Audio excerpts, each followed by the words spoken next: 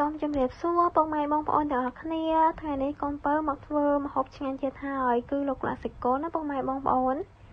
តោះអញ្ចឹងចង់ដឹងថាកូនពៅធ្វើយ៉ាងណាសូមពុកម៉ែបងប្អូនតាមដានទស្សនាវីដេអូរបស់កូនពៅដូចតទៅអញ្ចឹងយើងបើកក្បាលដំបូងគឺយើងចាប់ផ្ដើមដាក់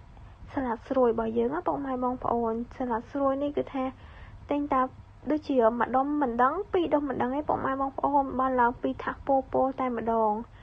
ហើយនិយាយទៅគឺថាស្រស់ល្អខ្លាំងណាពុកម៉ែបងប្អូនបើថានៅក្រៅវិញអត់របៀបពណ៌វាអត់បៃតងចាស់ដូចនៅក្នុងកាមេរ៉ាអញ្ចឹងណាពុកម៉ែបងប្អូននៅក្រៅគឺថាគួយបៃតងគេឡើងខ្ចីលវក់ហ្មងណាពុកម៉ែបងប្អូនចាហើយអធិស្ឋានពុកម៉ែបងប្អូនផងដែរប្រហែលថ្ងៃនេះគឺថាអត់បានចេញវីដេអូជូនពុកម៉ែបងប្អូនទេដោយសារតែកូនពៅចាចិត្តមានប្តីហើយចាកូនពៅចប់ពីពុកម៉ែបងប្អូនអញ្ចឹងឥឡូវយើងក៏លេចមកមើលការតម្រៀបសាឡាត់របស់យើងវិញអញ្ចឹងយើងបានរៀបមួយថាសបានចិត្តបានពីរថាសហើយចាអញ្ចឹងយើងដាក់កលើគ្នាអញ្ចឹងមកអញ្ចឹងបន្តមកទៀតនេះគឺប៉េងប៉ោះរបស់យើងហាន់វាជាចំណិតស្ដើងៗចឹងមកយើងដាក់តម្រៀបនៅពីលើសាឡាត់របស់យើងអញ្ចឹងណាហើយប៉េងប៉ោះនេះពុកម៉ែបងប្អូនយកអាខ្ចីចឹងហ្នឹងក៏បានយកប៉ុណ្ណឹងក៏បានប៉ុន្តែបើសិនជាយកក្រហមចឹងហ្នឹងគឺថាឡើងឆ្ងាញ់ហើយបើថាក្រហមវាថាវាតុនឆាច់ចឹងណាពុកម៉ែបងប្អូនបើយើងយកអាប៉ុណ្ណេះឬក៏ខ្ចីចឹងហ្នឹងវានៅរឹងនៅស្រួយឆ្ងាញ់ចឹងណាចាចឹងឥឡូវនេះយើងចាប់ដើមមកហាន់ខ្ទឹមបារាំង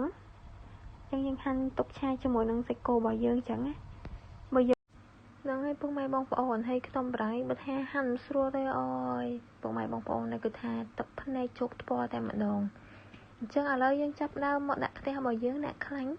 ចាអញ្ចឹងនៅពេលដែលវារៀងក្តៅហើយយើងដាក់ខ្ទឹមសរបស់យើងចូលណាពុកម៉ែបងប្អូនយើងធ្វើការកូរវាចុះឡើងឲ្យខ្ទឹមរបស់យើង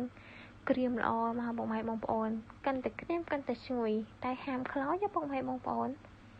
នេះអញ្ចឹងនៅពេលដែលវារៀងក្រៀមហើយយើងដាក់សាច់របស់យើងចូលទៅសាច់គោ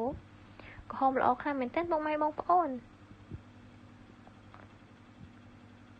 បើយើងយកអាសាច់រៀងផុយយកមកឆាអញ្ចឹងគឺថាជាតិញ៉ាំទៅគឺថាវាសុខភាពធ្មេញយើងណាវាល្អដែរចាបើប៉ះចាំអាសាច់ស្វិតអីនោះពុកម៉ែបងប្អូនអើយខាំស្រួលនឹងដល់ទាំងធ្មេញមកទាំងក្រាស់ណាពុកម៉ែបងប្អូន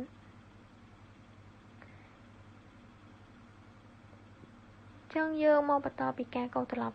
វិញឥឡូវនេះគឺថាវារៀងឆ្អិនតិចហើយយើងផ្សំគ្រឿងចូលទៅហើយគ្រឿងរបស់យើងអត់មានអីច្រើនទេពុកម៉ែបងប្អូនតែហ្នឹងមានស្ករប៊ីចេងអំបិលស៊ុបទឹកត្រីអីភេងខ្យងចឹងមកណាពុកម៉ែបងប្អូនដាក់មកតាមចំណង់ចំណូលចិត្តទៅបើពុកម៉ែបងប្អូនគឺថាចង់បានប្រៃដាក់អំបិលឬក៏ទឹកត្រីរៀងច្រើនចង់បានផ្អែមដាក់ស្កររៀងច្រើនតាមចំណង់ចំណូលចិត្តទៅចាអញ្ចឹងបន្តមកទៀតនេះគឺថាយើងចាប់ផ្ដើមដាក់ខ្ទឹមបារាំងរបស់យើងចូលទៅ